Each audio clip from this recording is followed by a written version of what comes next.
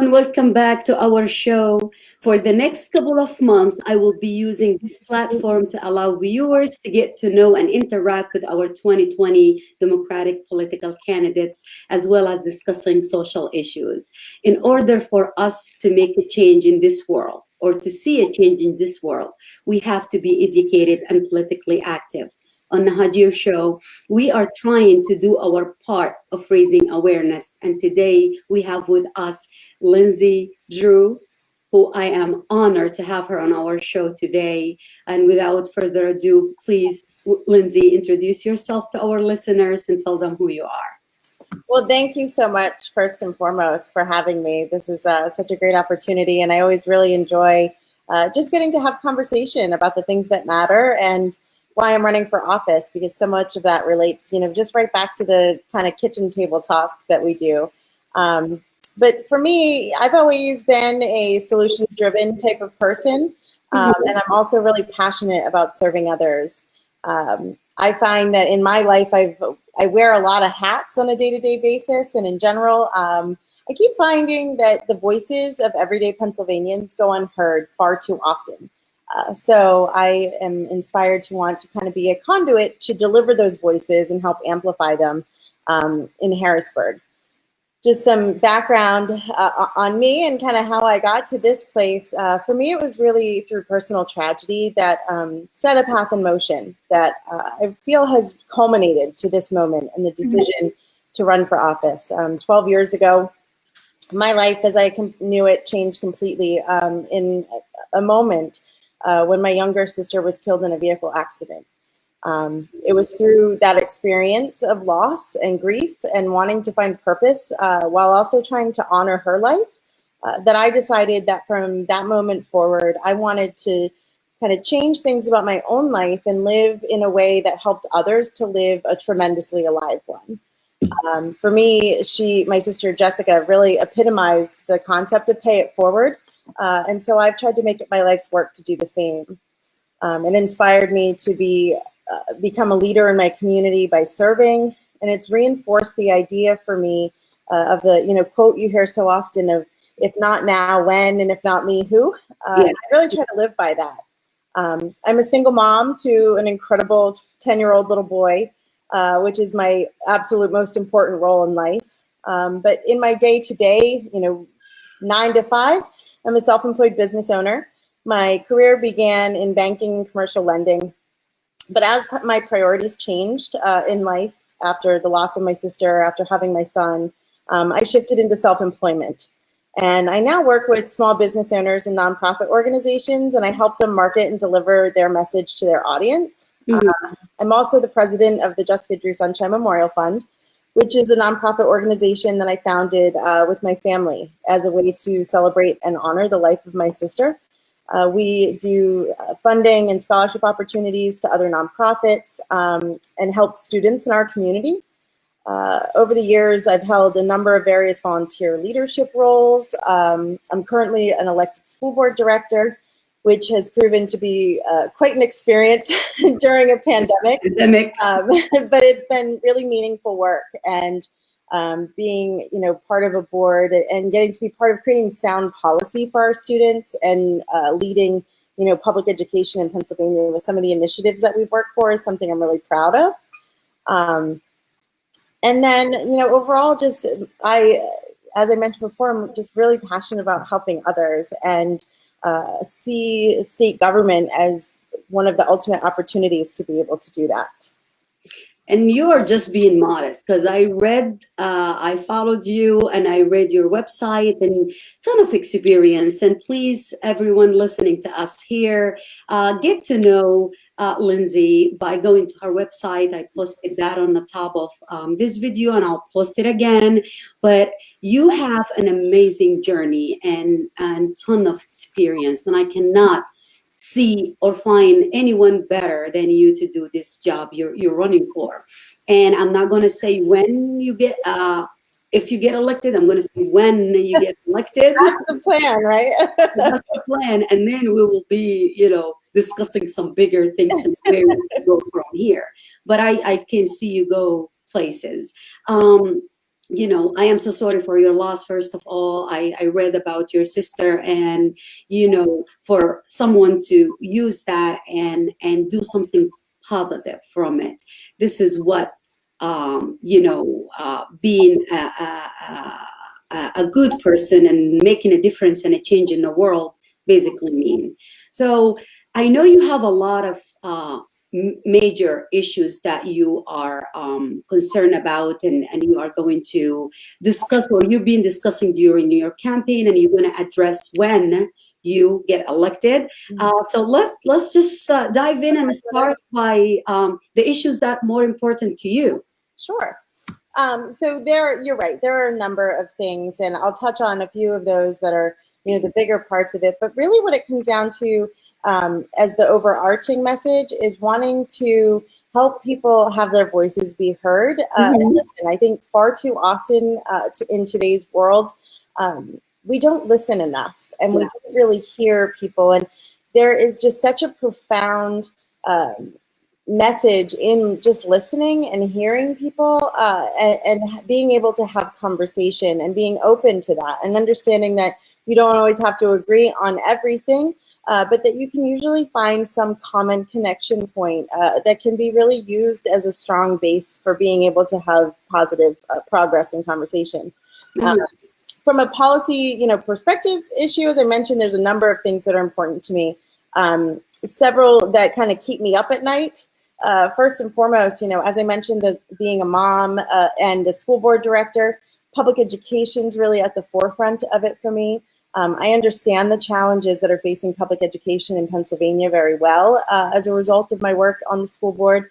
I have recognized, the inequities that exist, and I want to help ensure that children in Pennsylvania receive a quality, equitable, strong public education that is not dependent upon the zip code in which they live. And that starts with making sure that we fund it fairly. And absolutely, as I mentioned before, navigating through this time of a pandemic and trying to figure out how to get kids back to learning safely has really put a spotlight on those. I'm also really passionate about making sure, it is time that hardworking Pennsylvanians earn a living wage in Pennsylvania, one that allows them to take care of their family with sustainable income. It's just completely unacceptable to me that our current minimum wage has remained so low for so long that a family that earns somewhere, in the ballpark of minimum wage really cannot even afford to lease a 2-bedroom apartment in Pennsylvania. We can't expect people to be able to break the cycle of poverty if they're unable to even earn enough to begin to do so. Healthcare is another really big one for me. I believe in expanding access to healthcare, making sure that people can receive the care that they need without having to compromise their financial security to attain it, which happens far too often. That also includes, making sure prescription drugs are affordable, and that we're addressing that in policy to make sure that everyone has access, and that it's not just solely tied to your income or, how great Your job. How great of a plan your employer offers. Being self-employed, I've absolutely experienced that. I've been on the healthcare exchange. Unfortunately, with many of the things that have happened in Washington over the last few years, every time the president has made one of these really, really tragically awful changes to the program, my healthcare has become less and less affordable. And, on a personal front, I've experienced where your deductible is so high and you don't use health insurance all year, and then one major event happens and you're suddenly forced to pay, upwards of $10,000 just to meet that minimum. And for me, unfortunately, it was a tonsillitis in December that, I had paid my premium all year. I hadn't used the insurance. And come December, I got really, really sick and had to be hospitalized, and had to, start the new year with this extravagant, large healthcare bill. That's not affordable for people. And we know that individuals just on a regular basis are typically one major accident away from complete financial devastation. Caring for your health and the health of the people that you love at home should not be something that puts you into bankruptcy. Yeah, you're absolutely right. And just before we move forward with the rest of your the issues that you're addressing in your campaign, I know we cannot say this enough, but addressing education and addressing healthcare, I mean, it's all tied up together. And Right. you mentioned in your website, the gerrymandering, and this is a huge problem that we have to address. I know people talk about it, and why should we think of Lindsay as someone who is going to do what they're talking about, Sure. not like the others who are just going to talk and get elected and nothing is done? Yeah, so one of the things that I'm really proud of as just a human being is that I've always been an actions speak louder than words type of individual. I don't put myself in a situation to just talk the talk, right? Yeah. I actually do it. And whenever I've been in a situation where, there was something that stood out, if I saw an injustice, if I saw a struggle, I've always wanted to get something done about it, because Mhm. what I find is that in today's world, even in social media, it's really easy to talk about things a Yeah. lot. But if people aren't willing to take a step forward and do something about it, then change never really happens. Um, and then we're not getting anywhere. For example, I worked with the Leukemia and Lymphoma Society for a number of years and served on their board. And at that time, I was watching so many patients go through struggles where there was an oral medication that was available, but their insurance only covered the intravenous one. Yeah. And so they were advocating for legislation to be able to make sure that insurance covered both fairly. Uh, Yeah. so one of my proudest moments, and examples of doing something and getting off the sidelines was working with a coalition to help get that legislation passed unanimously through the House and Senate, so that it was signed into law by Governor Wolf, and that cancer patients can now be protected, in that way. That's just kind of one example, but Mhm. for me, it's a really strong one, and it's one that I'm really proud of, because it didn't have anything to do, it wasn't something that was driven from my own personal agenda or, my own personal experience so much as just it was the right thing to do. And I think that we need leaders that are like that, who are willing to roll up their sleeves and do the hard work. Servant leadership is something that I'm really passionate about. I've had the opportunity to speak on a panel as a servant leader. But I think that we need people who are models of doing the right thing. And we can't expect others to do that if we're not willing to do it ourselves. And if we don't elect the right people, and that's, will bring us to the Right. importance of voting. And we Yeah. cannot sit, and I know we all say this, you can't sit and complain about your elected officials if you did not do the work and vote. Right. If you don't like something, change it. Right. It's simple. Right. It's People, simple. I can understand and appreciate how many people feel that their voice has been marginalized in a way that their vote doesn't count. Yeah. But right now, it does. It does so much. And one of the simplest things that you can do to affect change is to be an educated, informed voter and to make sure that you vote, because that's what puts people in office to be able to represent you and hear your voice and take that to, into their considerations from a policymaking perspective.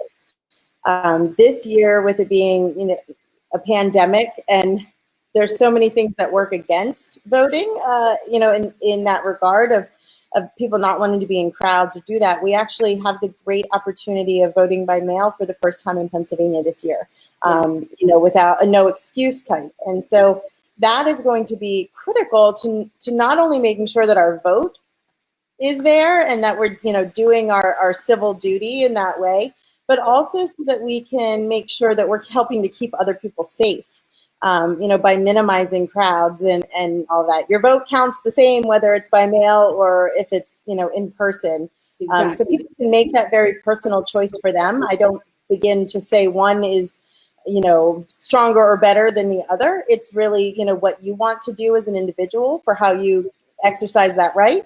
But you have to vote. Like that's something that's come down to being just like a non-negotiable, because in Pennsylvania this year we have we're 9 seats away from changing the majority, changing the hand that holds the gavel in the House of Representatives. And people don't always often understand just how important that is. But the leadership that the majority holds is who decides what bills can be brought forward. So a Democratic representative right now could introduce just a really phenomenal bill that would be great for the people.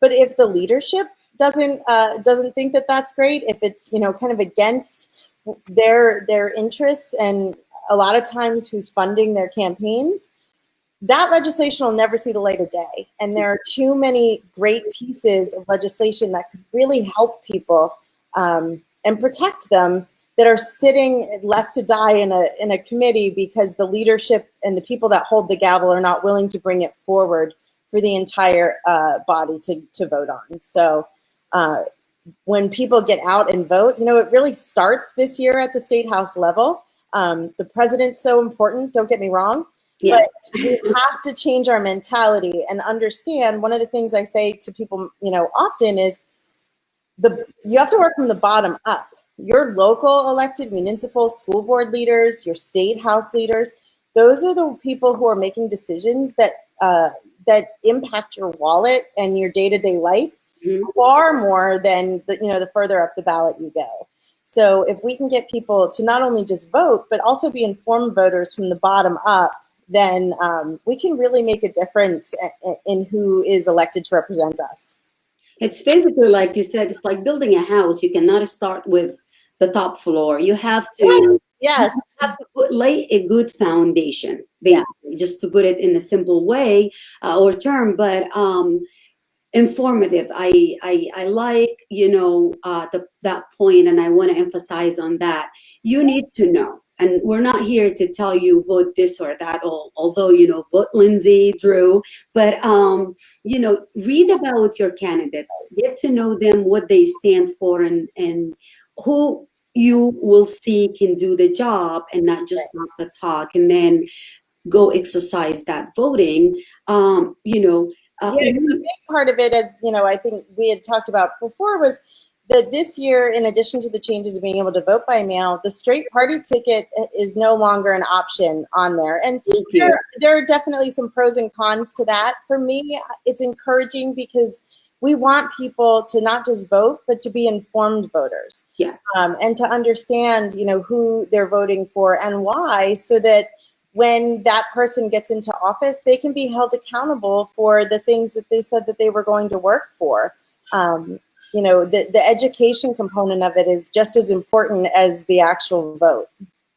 And I think we mentioned that earlier, and I mentioned it before. It could be a bad or a good thing for some. That's why we're trying to bring the candidates to you.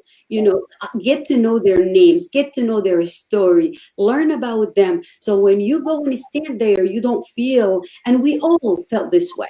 So if you're at the polling place at some point of your life and you felt like, ooh, I don't know those names and I'm just going to do the eeny meeny. We all did this before.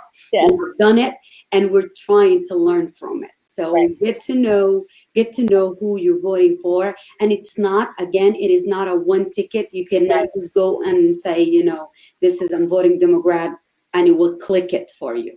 You have to actually click, right? Yeah. And for me this year, that the whole conversation and idea of being educated really couldn't be more important, because I'm running against an incumbent. So there are obvious advantages that an incumbent has by way of name recognition and other things that have gone on. And when you get into the voting booth or when you receive your ballot, if you're just going down and kind of picking who you like what names you identify or what side of the ticket they're on, you aren't really you're not giving the other person the opportunity to share their story and share their why. And while we're in that two-party system, and so for the most part we're going to have Democrat and Republican candidate, it's so important to get to know people, because there could be something that, even though you don't align on a lot of issues and you're on the other side of the quote unquote aisle politically,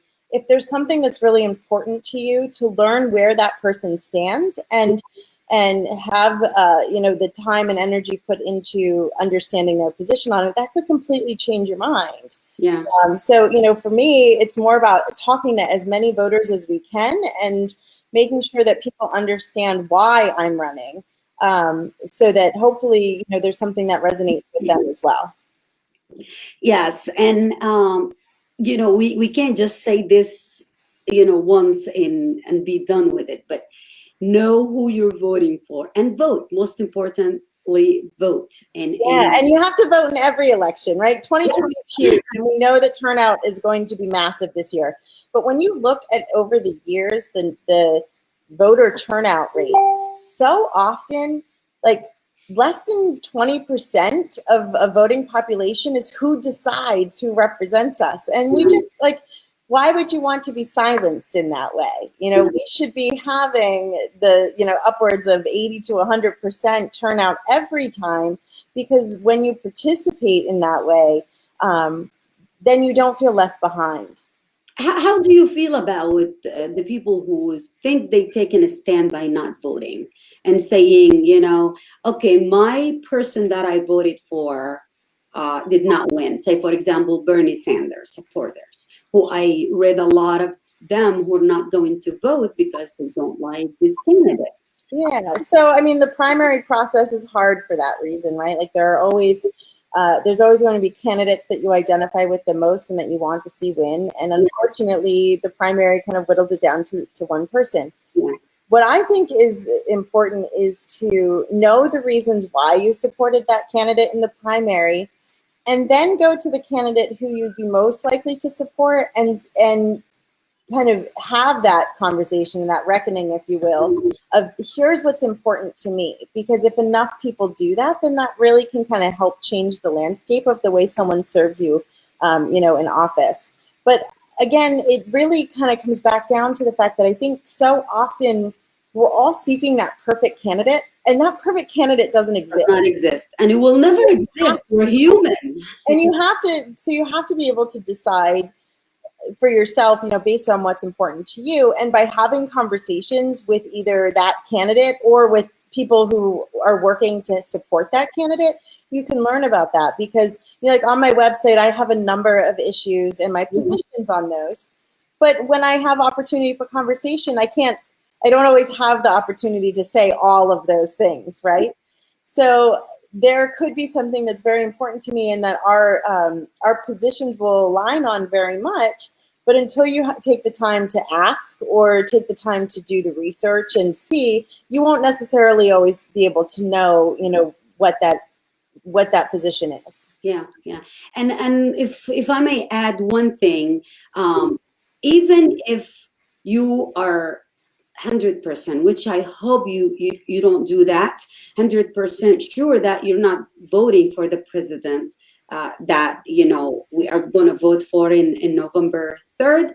There is other offices. Right. And get behind one of those candidates. If you are really struggling with who the top of the ticket is or who a certain candidate in one of the offices is, there are so many other important offices on that ballot as well. And so you can, focus your energy there and help elevate those candidates so that they're representing you at the end of the day.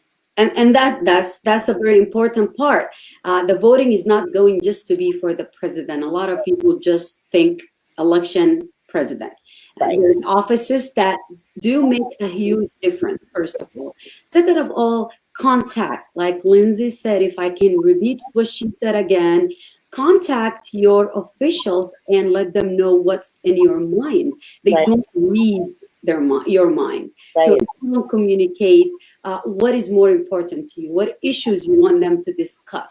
If something that they did wrong and you want it to be changed, you can't just sit and nod at home and say, you know what, I hate it. Doing nothing does nothing, right?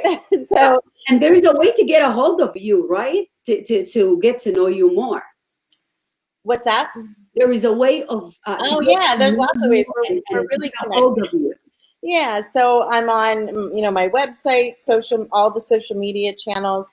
Every Wednesday night we have folks that are making phone calls to voters in the district. I have a really amazing team of volunteers that call. We've We've talked to thousands of voters already this cycle, and those conversations are really important and meaningful. So there's always the ways to get involved, the ways to reach out, and just engage, and learn more. I try to really make myself as available as I possibly can. I'm certainly sometimes a little time challenged because, running for office and still work. I don't have the luxury of not working while I'm running. So I'm still working full time while also running for office full time, and I'm being a mom, and all of those things. So I do my best to try and have those one-on-one Like all of us. yeah, right. Like I understand the challenges because I live them. Yeah. But I try to have, as many one-on-one conversations as I can. But there are always a lot of different ways, and we communicate that through our social media. I'm also really proud of a lot of the endorsements that I've received. And, those are really kind of reflective of a lot of my positions and the things that I'm passionate about. So that even sometimes can help people understand kind of where I'm going to be at if they aren't sure. But there's numerous ways to be able to reach out.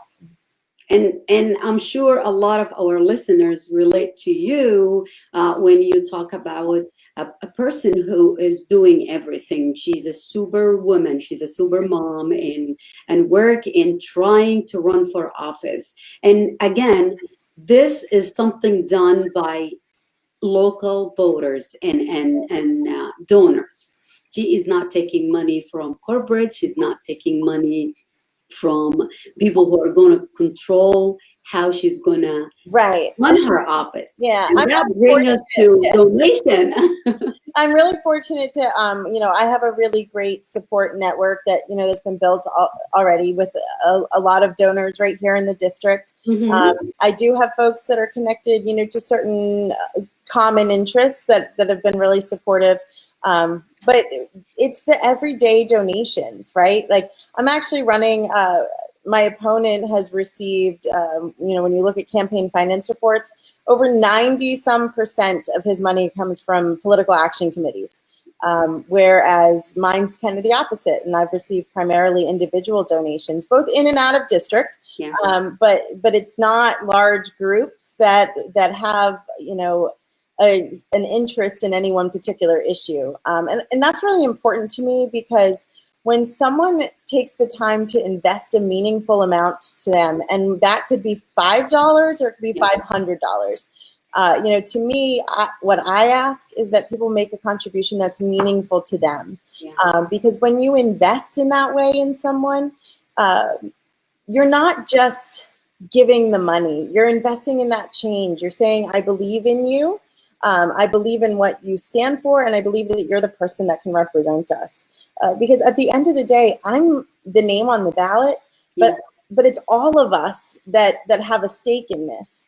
And when people are willing to get involved and make that financial contribution, get out and vote, help make phone calls, it's really, at the end of the day, a community effort. And that's the kind of what hits home most for me. I don't take it lightly at all when someone's willing to invest their hard-earned dollars, and choose Lindsay to put those to.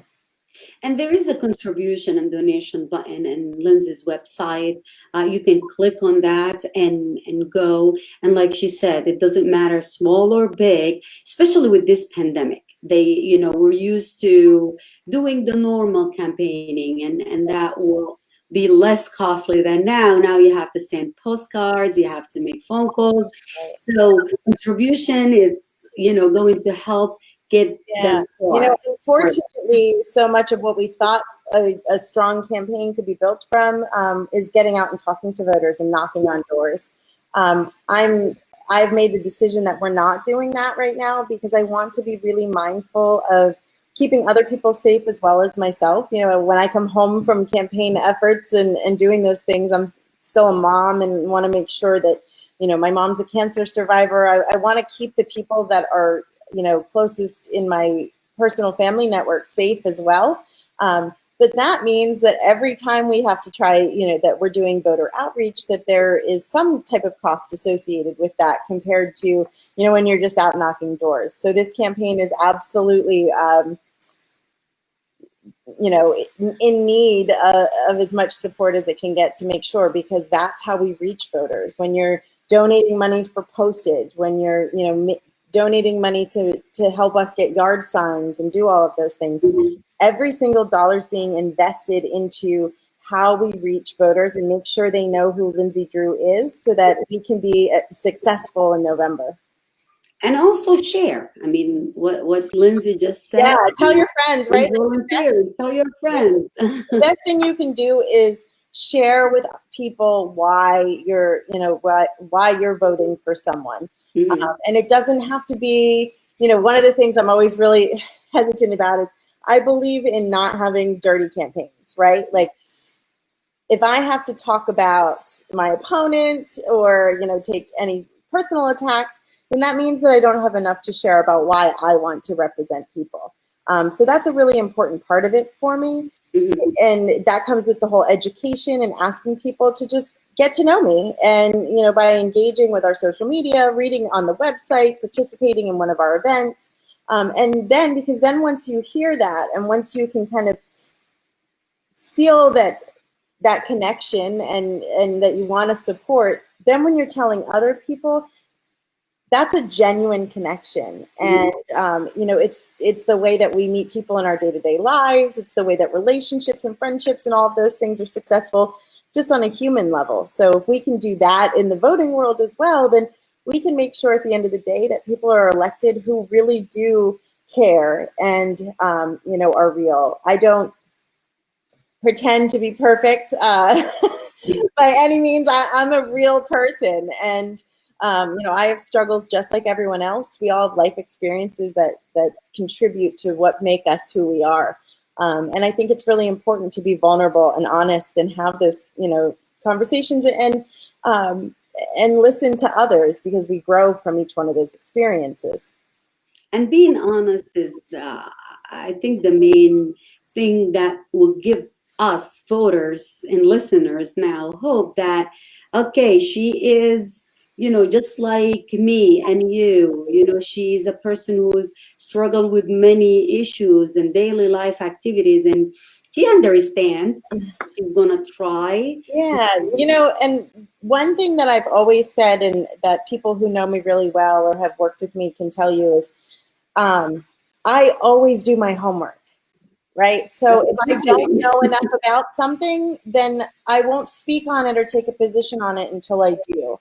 I'm always hungry for knowledge and making sure that I really understand an issue and how it's affecting people, especially if it's one that maybe I don't have the most experience with. Yeah. People can rest assured that that's something, that I'm going to go do the work that we need to do in order to be able to make an informed decision.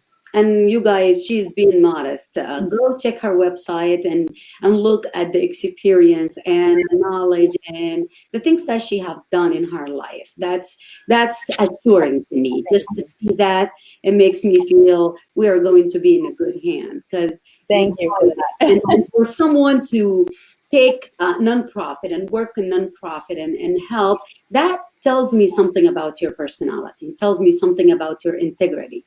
And that's what we need now. And this year, this election especially, we do need people who have values. We need to bring integrity and compassion and all of those things back to elected office. One of the things I say most often is, I don't want to be a politician. I want to be a public servant. I want to make a difference. And I feel that this is the best way for me to be able to do that. But that's what it really comes down to. Someone have to do it. So might as well choose the right person, right? Right. I really, truly feel, that this is a time. I didn't anticipate being, running for office at this point in life or, those things. Quite honestly, if I didn't feel that we needed new representation in this district, I wouldn't have decided to run. Yeah. But there's too much on the line. Our children are watching. History is watching. Yeah. There are so many critical decisions in our in our neighborhoods for all the generations. You know, from the older folks all the way down to the new ones. I have a brand new couple-month-old nephew, and so when I look at him and I look at my son, and I think, what do I want this world to be like for them? Yeah. Then, you know, it really highlights the things that are just so important, that we cannot be, you know, apathetic to all of this. Yeah. We can't just sit it out because, you know, there's too much on the line. And I think this, you touch on a very, very important point here. What are we going to do this year? It's going to affect not just us grown people, but it's going to affect the future of our children, grandchildren. So this is not, don't take this lightly, you know? Right. Not like your life depends on it, because guess what? It does in a lot of ways. Depends on it. Going back to the point you made earlier when you're talking about, you know, like if maybe from on the presidential level, the person that you wanted didn't, you know, come through from the primary. One of the things that really stands out so much to me is maybe that person's not who was the best choice for you for a lot of reasons. But when we think about presidential, like, who's going to vote for the next Supreme Court judge? Yeah. Or Supreme Court justice? Like, when you start thinking about it from that perspective, it's no longer just a vote for Joe Biden. Who's going to hit that button and move everyone? And who's going to have a seat at that table of making really important decisions, so that when our Constitution is challenged, when lawmakers try to change the rules, that we have people that can say, yes, that can or can't happen. You know, so it's not just about the person that's going to sit in the Oval Office. It's about all of the other things, all of the people they're going to appoint to, you know, really important positions, and the policies and vision that they're going to implement. And many times, even if you don't like that person, you can at least relate to the opportunity they bring, you know, from a voice and what they're going to do. Because unfortunately, what we've seen with this current administration is that the people that are underneath him as well are not able to get it done, or not doing it for the right reasons. And they can't. If you have someone who is doing everything to sabotage and jeopardize our laws and constitution and everything. Their post office. Getting away. I was just about to bring that and say, how do you feel about this? I mean, it's frightening, right? Like, I mean, it's one of those things where you're like, it can't get any, you know, worse or this. And don't misunderstand, I don't blame everything on Donald Trump, right? I think that Donald Trump is a result of a lot of things in our nation that have not been addressed for a long time. And he's the product of that. He's the product of that unrest and that, you know, discomfort that people have with so many different areas. But when you look at something like the post office, the fact that right now and in a pandemic is when all of these things want to be implemented, when he knows that vote by mail is going to be the most popular it's ever been, when people's right to vote and the right to have their vote counted is compromised, I mean, that is just criminal. Yeah. Like, there's really nothing, like, it is what it is, right? So that makes it even more important. Like, people have to say, if you feel helpless about what's going on, voting is your best chance, and making sure you're registering to vote and getting your ballot in early so that it cannot be denied. And, you know, in Pennsylvania now, when you go to votespa.com and you register for your ballot, it will track through the process for you. So you'll know when it gets sent. When you send it back, you'll know that it's been received, and you can feel confident that your vote counts, instead of, you know, it's sitting somewhere because the United States Postal Service has been under attack and doesn't have the resources it needs. And that itself is scary. I mean, I lived through, like, my whole childhood through dictatorship. And I know how it is and how it functions. And I said that as soon as Trump won the election 4 years ago, we are heading towards this direction. I lived it throughout my childhood and fought against it. And that's how I became a refugee, and left because of torture and all of the above. But it start like that. You start by oppression, small, simple steps that people might not realize it. Just And chipping chipping away. away your right. Yeah, chipping away your right one day at a time, like starting. This is like, I know he has no bottom, I can say. Like he will hit, but this is like low, even for him. It's I don't know. Nothing, like you said earlier, nothing surprised me as well, just like you. And that's why we have to educate ourselves. We cannot just take things for granted. Well, right, and the saying goes like, when people show you who they are, you Yeah. have to believe them. Yes. You Yes. have to give grace. Don't say, oh, there's Right, you something have to give good. grace, and you have to give people the opportunity to demonstrate themselves and do that. And I would be lying if I said that the day after the 2016 election, I didn't wake up a changed person, and want to see better, and was somewhat fearful of where we were headed. But now more than ever, like, I never want to feel that way again. Yeah. And we have an opportunity this year to restore hope. One of the things that we've heard a lot on the campaign trail from the Joe Biden team is, we're fighting for the soul of our nation. Yes. I really, truly believe that on so many levels. We've seen that with the way that we're handling a public health crisis, the way that we're handling the social, racial injustices that are, so deeply embedded. When we talk about the issues and all those things, everything is interconnected in some way, shape, or form. And what it comes down to is the fabric of who we are.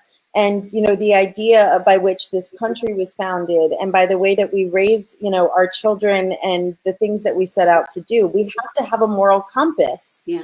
And we have to know that at the end of the day, people are working for the common good, not just for themselves. And unfortunately, right now, we have had someone who's working, for themselves. My dad mentioned in conversation to me recently, have you ever heard, do you ever remember hearing a president who said "I" so much instead of "we"? Yeah. And when you really stop and then you become aware of that as you start hearing things, you're like, oh, yeah, like, true leadership is not It's we. what I did. It's how we move forward together, how we accomplish things. And that is not the world we're living in right now. Yeah. Yeah. Yeah. And the scary part, Lindsay, is he was not lying. I mean, he's a big liar, yes, but he told us who he is from day one. Right. And he says it every day. I mean, starting from admitting to groping women and mocking handicap on camera, saying this or saying some, quoting Hitler and quoting some white supremacists and promoting racism, systemic oppression, taking sides. I mean, doing all of that, those things he said on camera, you guys. Like, it's not something we made up. Right. And that's kind of where that whole actions speak louder than words come in, because I know that there are things from most people, and one thing we keep hearing his supporters say is, well, he did it too, or listen to this soundbite. You have to look at the whole person, and you have to look at who's actually done something, or who's been a part of change for the better or action for the good when no one else was watching. Yeah. And the overall of how you live your life, not, a soundbite here or there. It comes back to no one's going to be perfect. Mm-hmm. Donald Trump just didn't tell us with his words who he was. He's shown us with his executive orders and his blatant disregard for, civility and humanity, and wanting to divide and pointing out segments of our culture, of our nation and population, acting like they don't belong because they're not like him. Yeah. And when we talk about how much is at stake, it really truly is. Like, when you look at all of the military, for transgender and our LGBTQ communities, when you look at people of color